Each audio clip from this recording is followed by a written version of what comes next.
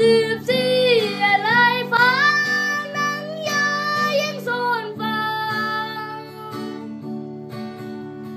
in lu ang yang ngày nắng tăng từ bầy nắng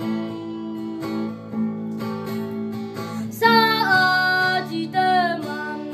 ai ăn hai tuổi giàu ở châu bà phao sang ở từ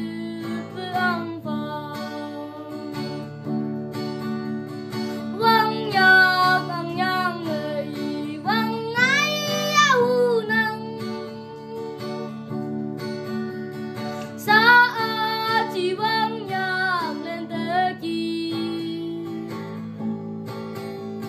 vang ai hà im từ màn men tâm vang